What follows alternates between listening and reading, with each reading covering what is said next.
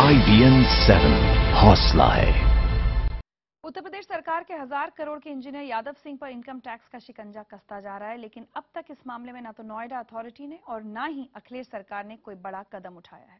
खबर यह है कि इनकम टैक्स विभाग यादव सिंह और उसकी पत्नी से पूछताछ के लिए उन्हें दिल्ली से दूर, नोएडा से दूर राजस्थान लेकर चली गई है और वहां पर उनसे किसी अज्ञात जगह पर पूछताछ चल रही है। इस बीच यादव सिंह की डायरी में कोड वर्ड में मिले नामों की तफ्तीश शुरू हो चुकी है और हमको मिली, यानी IBN 7 को मिली जानकारी के मुताबिक इसमें अथॉरिटी के ACIO और एक अकाउंटेंट का नाम शामिल है। देखिए काले कुबेर यादव सिंह पर हमारी ये खास पड़ताल।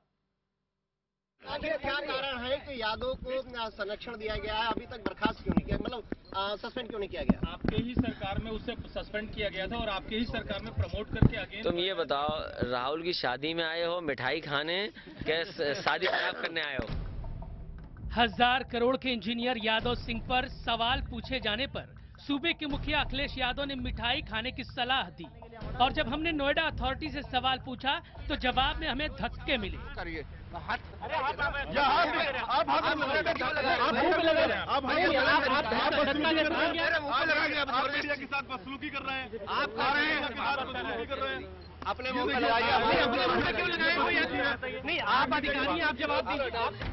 बहरहाल चलिए जरा उत्तर प्रदेश की पूर्व मुख्यमंत्री मायावती से भी सवाल पूछते हैं, क्योंकि इन्हीं के राज में यादव सिंह पर 954 करोड़ रुपए के जमीन घोटाले के आरोप लगे थे। यादव सिंह जो इंजीनियर है उसको लेकर एक डायरी बरामद हुई जिसमें कई राजनीतिक और ब्यूरोक्रेट्स के नाम। देखो इसके बारे में मुझे कुछ नहीं बोलना, क्योंकि अभी इनकम टैक्स डिपार्टमेंट और एजेंसियां इसकी जांच कर रही हैं। जवाब कहीं नहीं है। हैरत है, इन सब की नाक के नीचे यादव सिंह ने 60 कंपनियां खड़ी कर ली, बंगले बना लिए, करोड़ों का कैश जमा कर लिया। कोई भले ही जवाब न दे, लेकिन IBN 7 इस 1000 करोड़ के आरोपी इंजीनियर यादव सिंह पर एक और खुलासा दिखाने जा रहा है आपको। IBN 7 को मिली जानकारी के मुताबिक यादव सिंह के पास से एक डायरी बरामद हुई है। जानकारी के मुताबिक इसमें से एक नाम नोएडा अथॉरिटी के ACEO VK पवार का है। पवार IAS अफसर हैं। सूत्रों के मुताबिक इनकम टैक्स विभाग पवार से भी पूछताछ करना चाहती है, जबकि एक और नाम एक अकाउंटेंट का है। इनकम टैक्स विभाग ने इस सिलसिले में नोएडा अथॉरिटी को एक नोटिस भी भेजा है। गौरतलब है कि आयकर विभाग को यादव सिंह के घर छापेमारी के दौरान एक डायरी मिली थी। इस डायरी में 20 से भी ज्यादा रसूखदार लोगों के नाम लिखे हुए हैं। इन रसूखदार लोगों में बड़े बड़े नेता और दलालों के बीच हुई लेन देन का जिक्र कोडवर्ड में है। ऐसे में आयकर विभाग इन सभी लोगों से पूछताछ करने की तैयारी में है। सोमवार दोपहर इनकम टैक्स विभाग के अधिकारी फिर से नोएडा अथॉरिटी के दफ्तर पहुंचे। यहां से अधिकारी बड़ी मात्रा में दस्तावेज अपने साथ ले गए। IBN 7 को सूत्रों से मिली पुख्ता जानकारी के मुताबिक इनकम टैक्स विभाग को शक है कि जमीन के आवंटन में यादव सिंह ने बड़ी संख्या में प्लॉट अपने जानकार बिल्डरों को दिलवाए हैं। IBN 7 को सूत्रों से एक और चौंकाने वाली जानकारी हाथ लगी है। 1995 में यादव सिंह को असिस्टेंट प्रोजेक्ट इंजीनियर से प्रोजेक्ट इंजीनियर के तौर पर प्रमोशन दिया गया, जबकि यादव सिंह के पास सिर्फ इंजीनियरिंग का डिप्लोमा था। नियम के हिसाब से इस पद के लिए इंजीनियरिंग की डिग्री जरूरी है, लेकिन दस्तावेजों के मुताबिक यादव को बिना डिग्री के प्रमोशन दिया गया, इस हिदायत के साथ कि वो अगले 3 साल में इंजीनियरिंग की डिग्री हासिल कर ले। IBN 7 को पुख्ता सूत्रों से मिली जानकारी के मुताबिक यादव सिंह पिछली सरकार में इतना रसूखदार था कि जूनियर होने के बावजूद अपने सीनियर अधिकारियों के लेटर हेड पर साइन कर ठेका पास करा देता था। फिलहाल इनकम टैक्स विभाग यादव सिंह और उसकी पत्नी को राजस्थान लेकर के गई है, जहां अज्ञात जगह पर उनसे पूछताछ की जा रही है। ईडी यानी प्रवर्तन निदेशालय भी इस पूरे मामले की जांच जल्द शुरू कर सकता है। ब्रजेश तिवारी के साथ पुनीत त्रिपाठी, नोएडा, IBN 7। यादव सिंह की तो जो कहानी है वो है, मुझे एक बात कभी समझ नहीं आती कि अखिलेश यादव किसी सवाल का सीधा जवाब क्यों नहीं देते। जब एक महिला पत्रकार उनसे महिलाओं की सुरक्षा पर पूछती है तो कहते हैं आपको तो किसी ने कुछ नहीं बोला। जब यहाँ यादव सिंह की बात हो रही तो कह रहे मिठाई खाई या नहीं खाई, शादी में खलल डालने आए हो। ये किस तरह का एक राज्य का मुख्यमंत्री जवाब देता है? रिचा, ये जो आपका गुस्सा है ना, यही अखिलेश सरकार पर दिख रहा है और शायद यही वजह कि अखिलेश यादव से जब जब सवाल पूछे जाते हैं और इनका इस तरीके से बेरुखी से जवाब देना उनको उनके मतदाताओं के सामने, उनके समर्थकों के सामने कटघरे में खड़ा करता है कि ये मुद्दे पर बात क्यों नहीं करते हैं। माना आप शादी में गए होंगे, माना आपको जवाब नहीं देना होगा, पर तरीका होता है ना कहने का भी। अक्खड़ता, हंसी में उड़ा देना, सीरियसली नहीं लेना।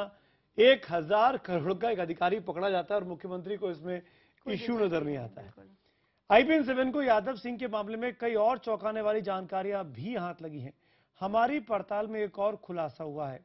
खुलासा ये कि नोएडा के सेक्टर 37 में ग्राम सभा की जमीन पर एक लग्जरी होटल बनाने के मामले में। जी हाँ, और इस मामले में भी यादव सिंह आरोपी हैं, लेकिन नोएडा पुलिस ने उन्हें बेहद हैरत अंगेज तरीके से बचाने की कोशिश की। आखिर कैसे, देखिए आप भी IBN 7 की इस एक्सक्लूसिव रिपोर्ट में।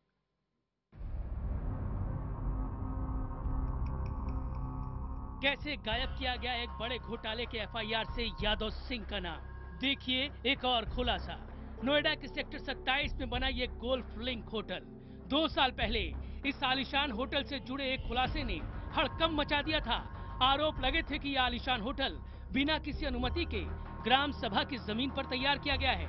लेखपाल ने जांच की तो पता चला कि 11 करोड़ रुपए की ग्राम सभा की जमीन को भूमाफियाओं ने बिना किसी मालिकाना हक के फर्जी तरीके से बेच दिया था।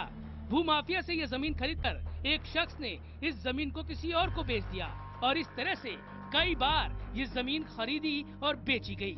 यही नहीं, आरोप ये भी लगे कि होटल बना पहले, लेकिन जिला पंचायत से होटल का नक्शा बाद में पास करवाया गया।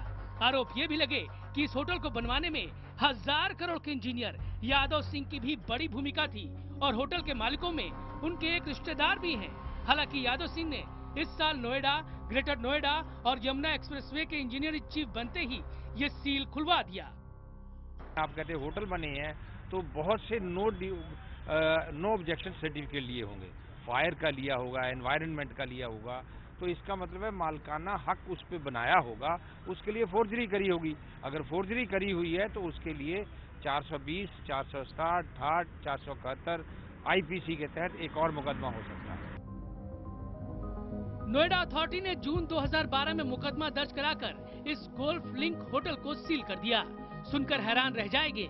IBN 7 को मिली पुख्ता जानकारी के मुताबिक 2012 में जब इस होटल को लेकर FIR दर्ज कराई गई तो उसमें ना तो मालिकों में से एक यादव सिंह के रिश्तेदार का नाम FIR में था और न ही यादव सिंह का। 3 जून 2012 को FIR दर्ज कराने के महज 6 महीने में ही पुलिस ने न सिर्फ जांच पूरी कर ली बल्कि अपनी क्लोजर रिपोर्ट भी दाखिल कर दी। पुलिस ने अपनी क्लोजर रिपोर्ट में ये कहा कि होटल नियमों के तहत बना है, जमीन भी गैर कानूनी तरीके से खरीदी बेची नहीं गई है, नक्शा नियमानुसार पास किया गया है, यानी सब कुछ कानून के मुताबिक है। सूत्रों के मुताबिक इस पूरे मामले से यादव सिंह का नाम गायब करने को लेकर पुलिस पर भारी राजनीतिक दबाव था और इसी राजनीतिक दबाव के चलते FIR दर्ज करते समय ही पुलिस ने भारी सावधानी रखी और यादव सिंह का नाम पूरे मामले से गोल कर दिया। हालांकि इस पूरे मामले की जांच के दौरान यादव सिंह का नाम कई जगहों पर आया। नोएडा पुलिस यादव सिंह को क्लीन चिट देने की अपनी चाल में कामयाब हो जाती अगर एक चिट्ठी ने नोएडा पुलिस और यादव सिंह के बीच सांठगांठ के सवाल न खड़े कर दिए होते। यादव सिंह के खिलाफ लुकआउट नोटिस जारी होने के बाद एयरपोर्ट को भेजी गई इस चिट्ठी ने सारी पोल खोल कर रख दी। 8 मार्च 2014 को एयरपोर्ट को लिखी गई नोएडा पुलिस की इस चिट्ठी में साफ तौर पर कहा गया है कि गोल्फ लिंक होटल के मामले में दर्ज FIR नंबर 354/12 की जांच में यादव सिंह का नाम सामने आया था, लेकिन जांच के दौरान यादव सिंह का नाम हटा लिया गया। एयरपोर्ट अथॉरिटी को नोएडा पुलिस ने बाकायदा चिट्ठी लिखकर जानकारी दी कि यादव सिंह को पूरी तरह से क्लीन चिट मिल गई है। सवाल यह है कि जब FIR और क्लोजर रिपोर्ट में यादव सिंह का नाम था ही नहीं तो पुलिस एयरपोर्ट अथॉरिटी से किस यादव सिंह की बात कर रही थी। सवाल ये भी है कि अगर यादव सिंह के खिलाफ जांच हुई तो उनका नाम FIR और क्लोजर रिपोर्ट में क्यों नहीं था। साफ है पुलिस ने यादव सिंह को क्लीन चिट देने का फैसला पहले ही कर रखा था, लिहाजा उनका नाम हर जगह से गायब हो गया। पुनीत त्रिपाठी, दिल्ली, IBN 7। क्या क्या गोलमाल हो जाते हैं और किसी को पता तक नहीं चलता है। कहावत याद आ रही है, अंधेर नगरी। आइए एक बार आपको फिर सुनाते हैं उत्तर प्रदेश के मुख्यमंत्री अखिलेश यादव का वो बयान जिसमें सवाल पूछने पर वो मिठाई खाने की सलाह देते हैं।